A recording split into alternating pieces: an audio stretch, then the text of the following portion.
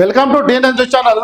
So మొత్తానికైతే గత 2 సంవత్సరాలుగా తెలంగాణ రాష్ట్రాన్ని కుదిపేసినటువంటి ఫోన్ ట్యాపింగ్ అంశంలో నిన్న బీఆర్ఎస్ పార్టీ మాజీ అధ్యక్షుడు కానీ మాజీ సీఎం కానీ కేసీఆర్ గారిని నందినగర్లో ఉన్నటువంటి ఆయన నివాసానికి వెళ్ళి సిట్ అధికారులు అయితే విచారణ చేశారు. మధ్యాహ్నం 3 గంటల నుంచి సుమారు 5 గంటల పాటు వాళ్ళు విచారణ చేసిరట. ఆ విచారణ వాళ్ళు సుమారు 60 క్వశ్చన్ అనేటి వాళ్ళు అడిగిరట. కొన్నింటికి మాత్రమే కేసీఆర్ సమాధానం చెప్పినట, కొన్నింటికి నాకు తెలియదు, సంబంధించిన శాఖలో ఉన్నటువంటి మంత్రులు కానీ అధికారులు కానీ వాళ్ళకే తెలుసు, ఆ వ్యవహారం అనేటిది నా పరిధిలో జరగలేదని కేసీఆర్ చెప్పిందట. నిన్న ఏం జరిగిందో ఒకసారి మనం చూద్దాం. మనం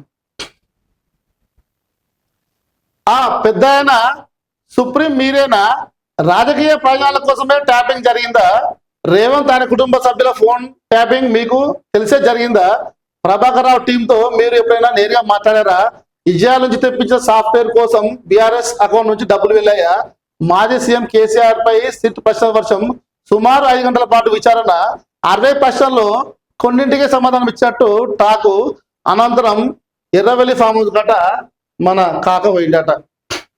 నేను ఒకటే చెప్తున్నా, తెలంగాణ రాష్ట్రంలో 2 సార్లు బీఆర్ఎస్ ప్రభుత్వము అధికారం చేపట్టింది. నేను తెలంగాణ రాష్ట్రంలో ఉన్నటువంటి మేధావులు, ఉద్యోగులు, జర్నలిస్టులు, అడ్వకేట్లు అందరూ ఏంటంటే ఒక శాఖలకు వెళ్ళిపోయారు. కేసీఆర్ ఫస్ట్ టర్మ్లో మొత్తము ఫామ్ హౌస్లోనే ఉన్నాడు. ఫామ్ హౌస్ నుంచే ఆయనే పరిపాలన చేసిండు.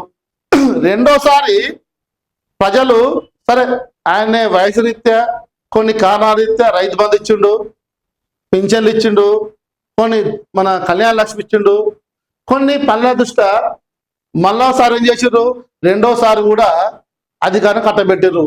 ఈసారైనా కేసీఆర్ అసెంబ్లీకి కానీ సెక్రటరియట్ కానీ ప్రజాభవన్ కానీ వెళ్ళి ఆయన తెలంగాణ రాష్ట్రాన్ని పరిపాలిస్తారని యావత్ తెలంగాణ మొత్తము 1000 కళ్ళతో ఎదురుసింది. కానీ మీరు ఏం చేసిర్రు? 10 సంవత్సరాలు ఫామ్ హౌస్లో వండుకొని మీరు పరిపాలన చేసిర్రు. అంటే యావత్ తెలంగాణ మొత్తం నిర్ఘాతపోయింది. తెలంగాణ రాష్ట్రంలో ఏ చిన్న ఇన్సిడెంట్ జరిగినా కూడా కేసీఆర్ కు ఎలా చేరుతుంది? అటు ప్రతిపక్ష పార్టీలు కానీ, అటు జడ్జీలు కానీ, ఇటు జర్నలిస్ట్ కానీ, ఇంతతో పోకుండా సొంత నీ కూతురు, నీ అల్లుడి ఫోన్లు కూడా నువ్వు ట్యాప్ చేయించను. ఈ విషయము ఫామ్ హౌస్లో ఉండి ఒక స్పెషల్ టీం, అంటే మీ సామాజిక వర్గానికి చెందినటువంటి కొంతమంది ఐపీఎస్ ఆఫీసర్లను నువ్వు పెట్టి ఫోన్ ట్యాప్ చేయించినావు. దీనికోసం ఇజ్రాయల్ నుంచి 100 కోట్లు పెట్టి సాఫ్ట్వేర్ మీరు కొన్నారు. మీరు ఈ విషయము తెలంగాణ రాష్ట్ర ప్రజలు తెలుసుకుని ఒక్కసారి శాఖలకు వెళ్ళిపోయారు. అంటే ఏదో సినిమాలో చూసినట్టు, సినిమాల్లో బందిపోటుగా దొంగతనం చేసినట్టు, హ్యాకర్లు కూడా హ్యాక్ చేసి బ్యాంకులో డబ్బులు మొత్తం కొల్లగొట్టినట్టు 3 గంటల సినిమా చూసి ప్రజలు ఎట్లయితే ఆనందపడి ఆశ్చర్యానికి లోనవుతారో, నీ పరిపాలన చూసి తెలంగాణ రాష్ట్ర ప్రజలు కూడా ఆశ్చర్యానికి గురయ్యారు. నేను అడుగుతా ఉన్నా, ఈ మున్సిపల్ ఎలక్షన్స్ లో బీఆర్ఎస్ పార్టీ వాళ్ళు ఏ ముఖం పెట్టుకొని ఓటాడుతారు? మీరు అక్కడ తెలంగాణ మొత్తం హైదరాబాద్ నుంచి మోదుకుంటే ఇటు ఆదిలాబాద్ వరకు మీరు విధ్వంసం చేయని ప్రాంతం పేరు ఒక్కటి చెప్పండి. మీరు నేరెళ్లలో దళితులు నీ ఇసుక టిప్పర్లు అడ్డొస్తున్నాయని గ్రామస్తులు ఇసుక టిప్పర్ల అడ్డుకుంటే సుమారు ఒక 8 మందిని తీసుకెళ్ళి థర్డ్ డిగ్రీ మీరు యూజ్ చేయలేదా? ఇప్పటి కూడా వాళ్ళు పని చేసుకోలేకపోతున్నారు. వాళ్ళు ఇంట్లోనే తింటారు, ఇంట్లో వంటారు. పేద ప్రజల ఉసురు మీకు తలగదా? తెలంగాణలో ఎంతమంది జర్నలిస్టులను చంపారు మీరు? తెలంగాణలో ఎంతమంది అడ్వకేట్లను చంపారు మీరు? నేను ఒకటే చెప్తా ఉన్నా, అధికారం అనేది ఎవరికి శాస్త్రం కాదు, డబ్బు కూడా ఎవరికి శాస్త్రం కాదు. మొన్న షేర్ మార్కెట్లో ఒకే రోజు అదాని గ్రూపు 1,20,000 కోట్లు పతనమైంది. నేను చెప్తా ఉన్నా, అడ్డగోలు కబ్జా చేసిన మీరు 1000 కోట్లు సంపాదించవచ్చు, కానీ ఆ సంపద అనేది మీకు చెందది. మీ బినామీల పేరు ఉంటుంది, మొన్న మహారాష్ట్రలో డిప్యూటీ సీఎం అజిత్ పవార్ కు కొన్ని అనుకోని సంఘటన జరిగి ల్యాండ్ క్రాష్ అయి చనిపోయిండు. ఆయన బినా పేరు ఉన్న ఆస్తి వాళ్ళ కుటుంబానికి ఇస్తారా? ఇయ్యరు. రేపు తెలంగాణ కూడా మీరు చచ్చిపోయిన తర్వాత ఒక్క రూపాయి కూడా మీ కుటుంబానికి చెందది. నేను అడుగుతా ఉన్నా, తెలంగాణ రాష్ట్రంలో మీకు ఎందుకు కోటాయన్నో మీరు ఫస్ట్ ఒక్క సమాధానం చెప్పండి. చర్చ పిలవండి.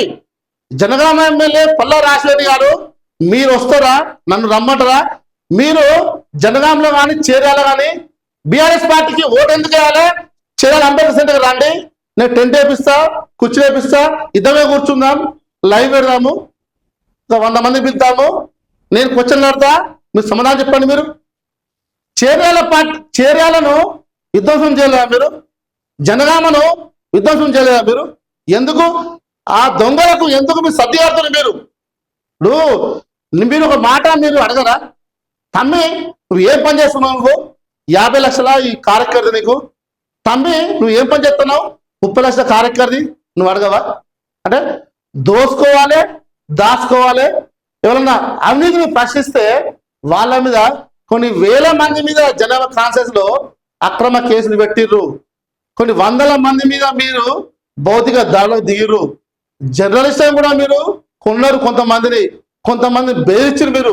నేను చెప్తా ఉన్నా, కొంతమంది చెంచగాళ్ళు ఈరోజు జర్నలిస్టులను భయపడిస్తున్నారట.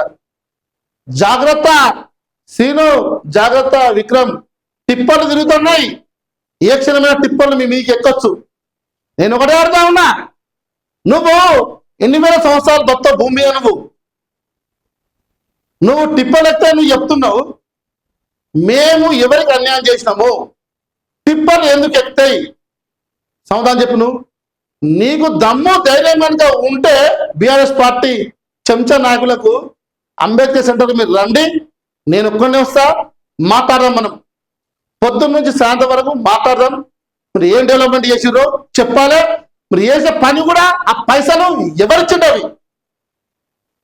అటు సీఎం అకౌంట్ దగ్గర సొంత డబ్బులు ఇచ్చిండా, మంత్రి సొంత డబ్బులు ఇచ్చిండా, ఎమ్మెల్యే సొంత నీరు ఇచ్చిండా, లేకుంటే వాళ్ళ బాయికాడ వాళ్ళ అయ్యే పంట పండితే తీసుకొచ్చి మీరు రోడ్లు పోసిరా, బిల్డింగ్ కట్టరా చెప్పాలి.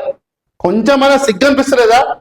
తెలంగాణ ఏర్పడ్డప్పుడు 30,000 కోట్ల మిగులు బడ్జెట్ ఉంటే ఈరోజు మీరు అధికారం దిగేసరికి 9 లక్షల కోట్ల అప్పులు చేశారు. మీరు 9 లక్షల కోట్ల అప్పులు ఎవరు కడతారు? ఇవి 9 లక్షల కోట్ల డబ్బులు ఎటువైనవి? ఇవి తెలంగాణ సమాజానికి కేసీఆర్ గారు మీరు ప్రెస్ మీట్ పెట్టి 9 లక్షల కోట్లు మీరు ఏం చేసిర్రో చెప్పాలా? మీరు నేను అడుగుతా ఉన్నా, 80,000 పుస్తకాలు చదివిన మీరు కళేశ్వరం కట్టా అని చెప్పిండు, అది కూలిపోయింది.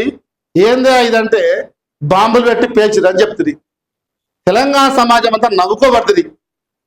సో మొత్తానికైతే నేను చెప్తానంటే ఈ మున్సిపల్ ఎలక్షన్లో ఓటు మీరు ఎవరికన్నా వేయండి, కానీ బీఆర్ఎస్ పార్టీ నాయకులకు మాత్రం మీరు దయచేసి ఓటు వేయకండి.